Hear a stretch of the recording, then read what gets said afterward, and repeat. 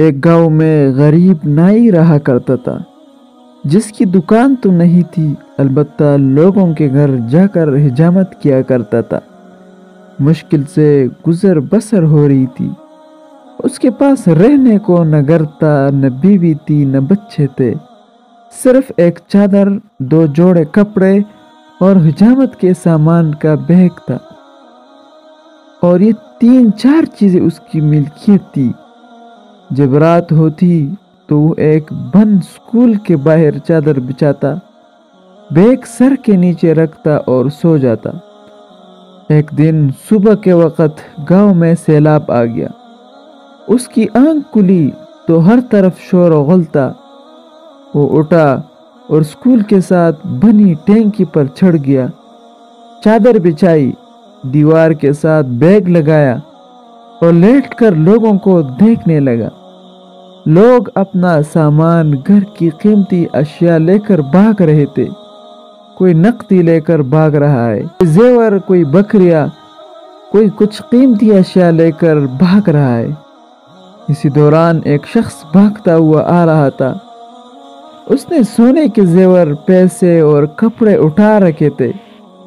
جب وہ شخص اس نائی کے پاس سے گزرا اور اسے سکون سے لیٹے ہوئے دیکھا تو غصے سے بولا، اے بھائی، شہر میں کیا ہو رہا ہے اور تم سکون سے سو رہے ہو؟ یہ سن کر نائی نے بولا، ارے میاں، آج غربت کا چس آیا۔ غربت میں آج پہلی بار سکون محسوس ہوا۔ جب میں نے یہ کہانی سنی تو ہنس پڑا، مگر پھر ایک خیال آیا، شاید روز محشر کا منظر بھی کچھ ایسا ہی ہوگا، جب تمام انسانوں سے حساب لیا جائے گا۔ ایک طرف غریبوں کا حساب ہو رہا ہوگا، ایک طرف امیروں کا حساب ہو رہا ہوگا۔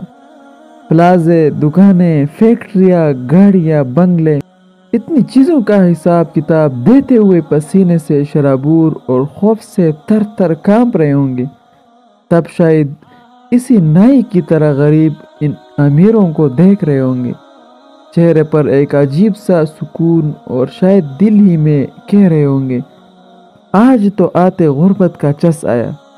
اللہ تعالیٰ سے دعا ہے کہ ہمیں ہر نعمت کا شکر ادا کرنے کی اور اللہ کی رضا کے مطابق رزق حلال کمانے، استعمال کرنے اور غرباء اور مساکین و حاجت مندوں کی مدد کرنے کی توفیق عطا فرمائے۔ آمین ثم آمین۔